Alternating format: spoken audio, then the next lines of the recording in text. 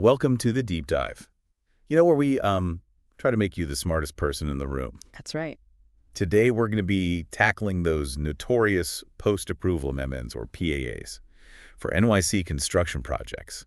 The things that can really throw your whole project timeline into chaos if you're not careful. Absolutely. We've got a mountain of Department of Buildings docs here to help us break it all down. So get ready, folks, because this deep dive is all about making PAAs a breeze for you. Yeah, it's funny how something with such a small acronym can cause such a massive headache out there in the field. Right. But before we get lost in the weeds of the actual process, let's start with the basics. Like, when do you actually DO and don't need to file one of these PAAs? I bet there are some surprises there for our listeners. You'd be surprised how often people think they need to file a PAA when they really don't. Yeah. For example, let's say you're in the middle of a project and you realize, oh, we need to switch out the applicant's name. Sounds like a PAA situation, right? Yeah, you'd think so. Lots of paperwork, headaches. Not at all. Actually, all you need is a simple PW1 form. Hold on. Now, I know we're assuming our listeners are pretty familiar with NYC construction, but maybe we should break down what a PW1 form is exactly, just to make sure everybody's on the same page. Of course. It's basically the master document for your project filing. Think of it like your project's ID card. It has all the vital stats, the address, what work you're doing, who the applicant and owner are, the whole shebang. Okay, so if we're just changing names on the PW1, we're in the clear. No PAA needed. What other situations can we avoid that PAA paperwork mountain? Well, think about those times when you have, maybe a small tweak to a plan. Something that's not really affecting the information on your PW1. Maybe you've shifted a wall slightly or something. In that case, you wouldn't need a full-blown PAA. Instead, you'd file what's called an AI1 form. It's like, sending a quick update instead of writing a whole new proposal. Love that. So we've got the don't need a PAA situations down. But let's get real. When DO, we have to bite the bullet and go through the PAA process. PAAs really come into play when you're making significant changes to the project, like if you're altering the scope of work. Or maybe you need to change the approved plans, especially if you haven't gotten the plumbing signed off yet. Plumbing's always the big one. It's like that moment in a renovation show where they find like a hidden pipe and everything comes to a screeching halt. Exactly. And here's a little tip that could save you some serious time and stress down the line. The DOB actually allows you to file a single PAA at the very end of the job to cover all the little changes you accumulated along the way. Think of it like a bulk discount for PAAs. Okay, that's a seriously helpful tip. Less paperwork is always a win in my book. Anything else about PAAs that might catch our listeners off guard? Here's one that might raise some eyebrows. You might not need a PAA for certain changes to your fixture count on something called Schedule B. Now, for those of us who don't speak construction fluently, what exactly is Schedule B? And why should we care about these fixture counts? Okay, so think of Schedule B as the heart of your plumbing system. It's basically a detailed list of every single plumbing fixture in your project, sinks, toilets, showers, you name it. And the number and type of fixtures you have directly impact things like water usage and pipe sizing.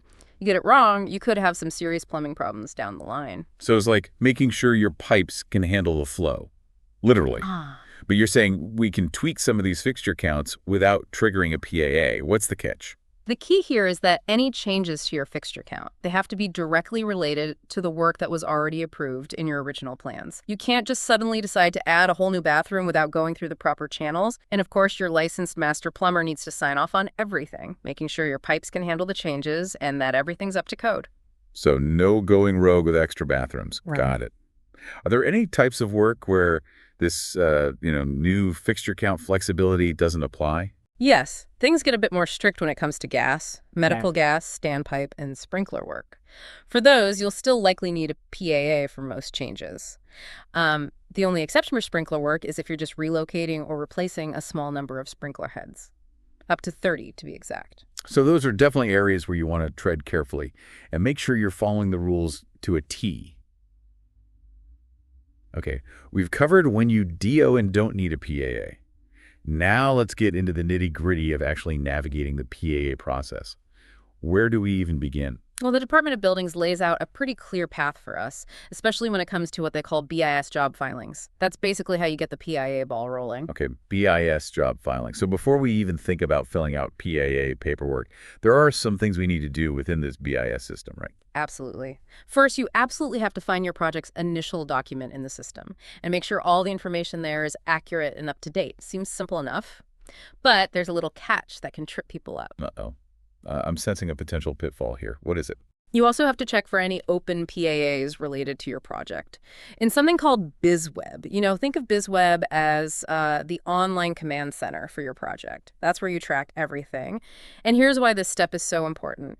You cannot submit a new PAA if there's already an open PAA related to the same type of work on the same document. Those open PAAs need to be either approved or withdrawn before you can move forward. So it's like making sure you've closed one door before you open another. I guess that makes sense. Otherwise, things could get messy really quickly.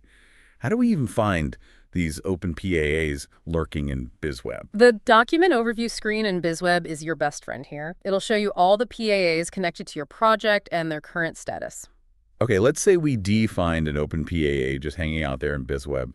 What are our options at that point? You've got three choices: approve it, withdraw it, or edit it. Each one has its own pros and cons. Approving an open PAA is the easiest route.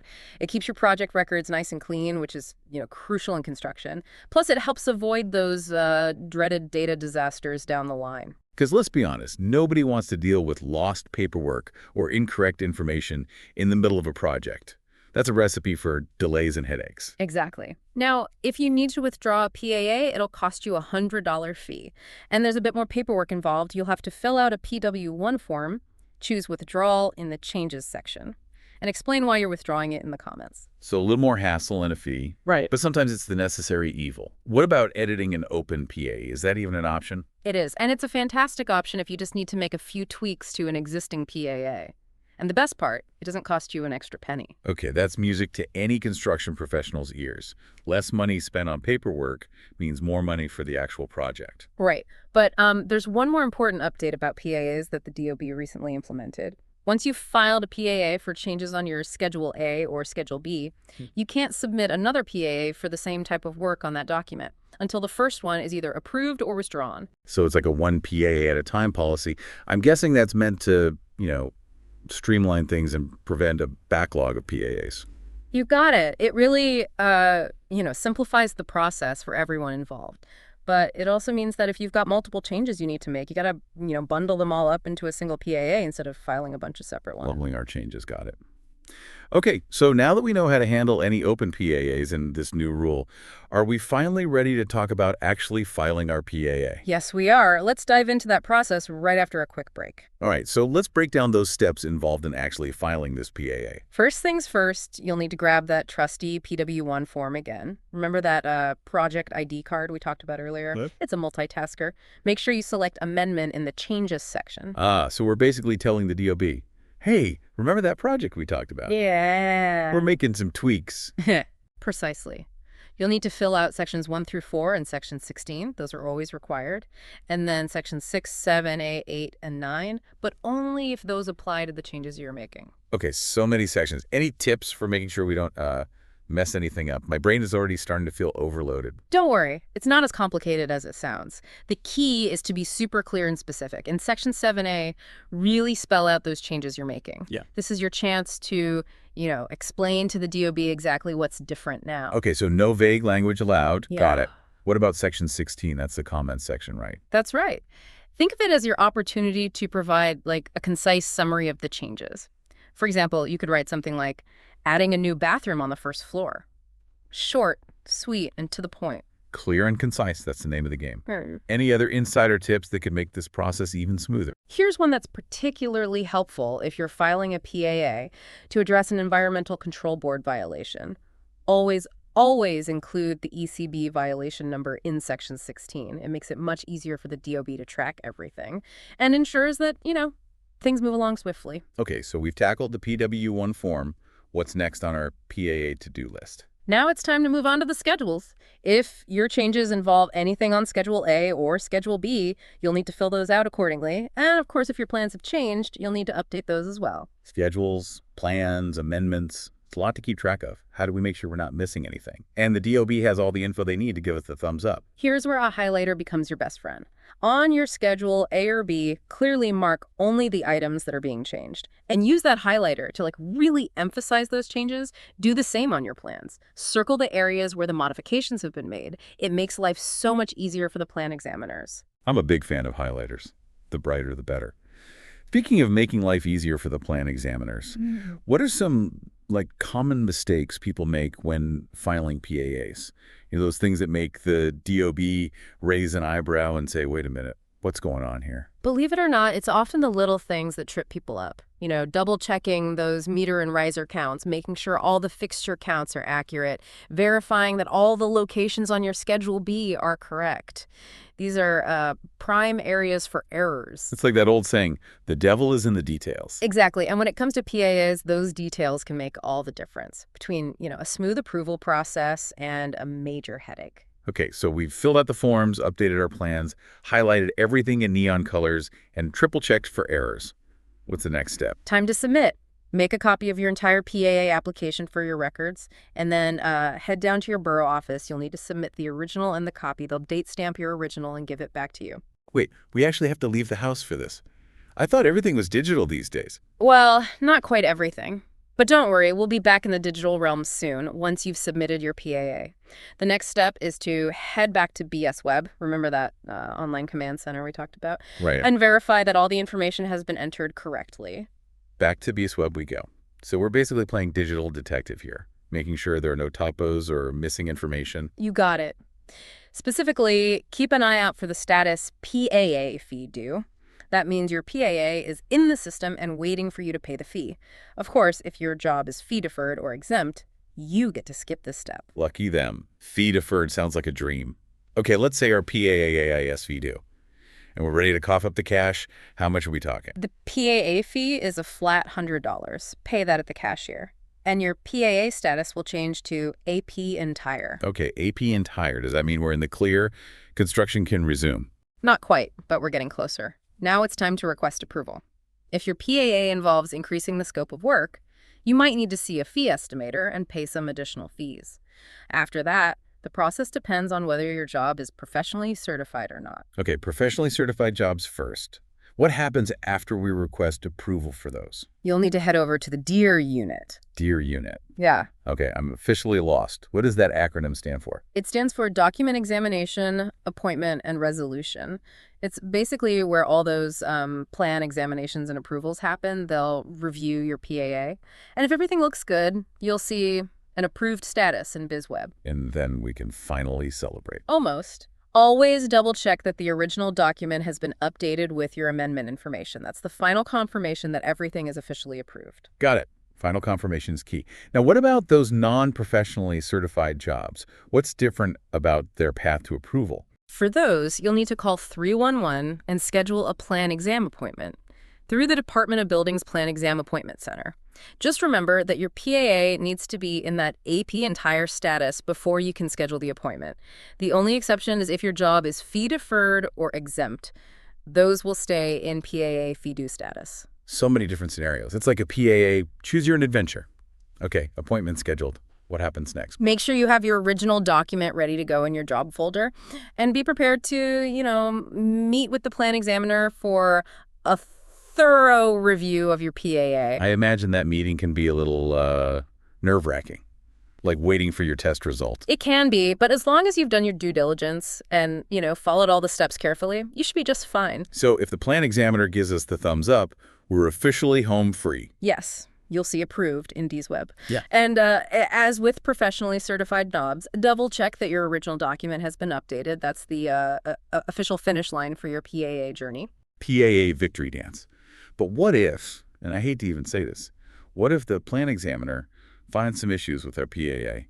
What happens if it gets disapproved? Don't panic. It's not the end of the world. They'll give you a list of objections that need to be addressed. You'll make those corrections and then schedule another appointment with the plan examiner. So it's a bit of a detour, but at least there's a clear roadmap for getting back on track.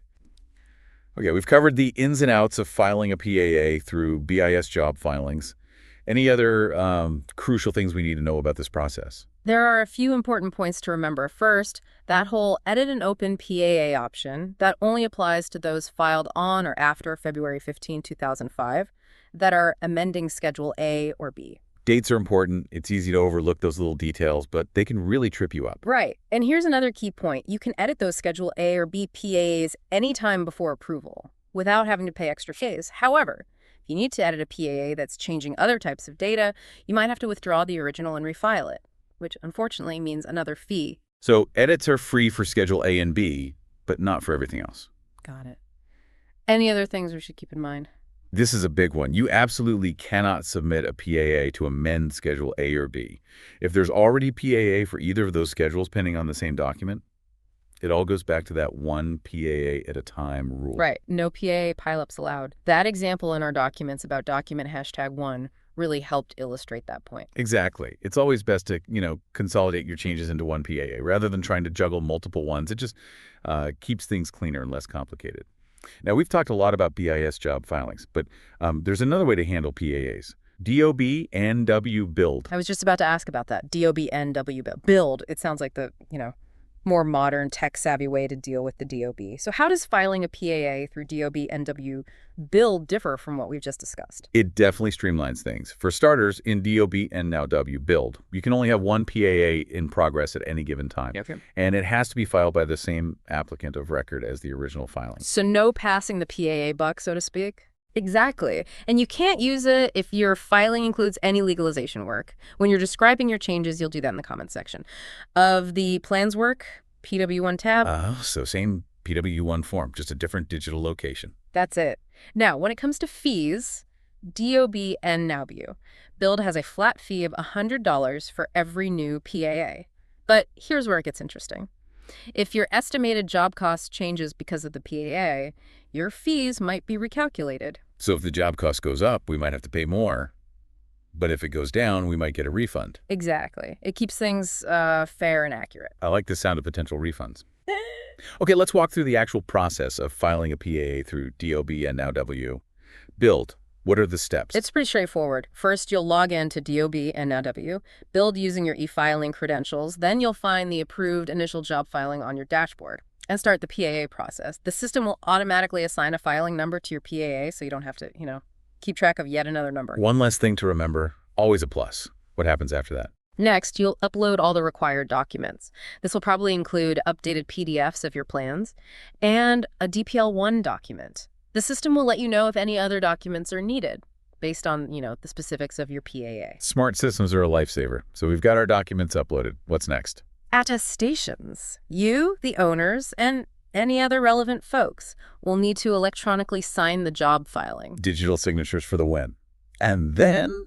Then it's time to make that $100 payment.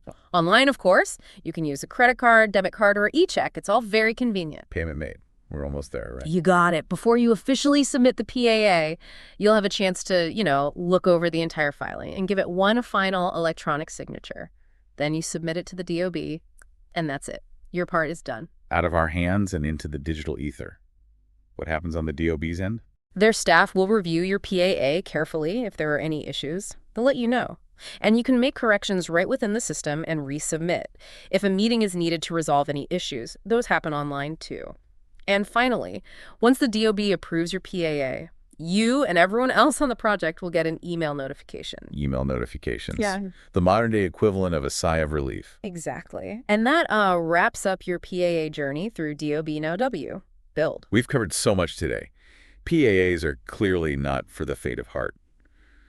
But I feel like I'm finally starting to, get a handle on the process. I'm glad to hear that. Just remember, PAAs are just part of, keeping your construction project moving smoothly and making sure everything's done safely and by the book. Absolutely. So we've learned when PAAs are necessary, the step-by-step process for both BIS job filings and DOB and W build, and some insider tips for, navigating the whole thing like a pro. You got it. And always remember, the world of NYC construction is constantly changing, so staying up to date is key. Always learning. That's our motto. Which is why we're here, right? Giving our listeners the knowledge they need to stay ahead of the curve. Exactly. Knowledge is power, especially in a field as complex as NYC construction. Speaking of knowledge, for those who might need a little extra help with PAAs, or just want to dive even deeper into the world of DOB regulations, what resources are out there? The DOB website is a treasure trove of information. They've got Detailed guides, FAQs about PAAs, tons of other resources that can, walk you through every step of the It's process. like having a virtual DOB expert at your fingertips. Right. And for those really tricky situations, sometimes it's best to, consult with a seasoned professional who eats, sleeps, and breathes NYC construction codes. They can help you navigate those complexities and ensure that everything's done by the book. Solid advice. So for our listeners who are about to embark on their own PAA adventure, what's the one key takeaway you want them to remember? Don't let the process intimidate you. With a bit of preparation, attention to detail, and a good highlighter, PAAs can be a manageable part of any NYC construction project. Remember, the goal is to keep your project moving forward and ensure that everything is done safely and in compliance with all those city regulations. Couldn't have said it better myself. Huge thanks to you for shining a light on PAAs and helping us all feel a little more confident about tackling them. I feel like I've gone from PAA novice to, well, maybe not expert level, but definitely more informed and a lot less intimidated. That's what we aim for. And remember, everyone starts as an novice. The key is to never stop learning and always be willing to dive deep into those details. That's the deep dive spirit. And to all our listeners out there, thanks for joining us on this journey into the world of PAAs. Remember, knowledge is power. And now you're armed with the info you need to navigate those construction amendments with confidence. Until next time, keep diving deep and keep building the cheap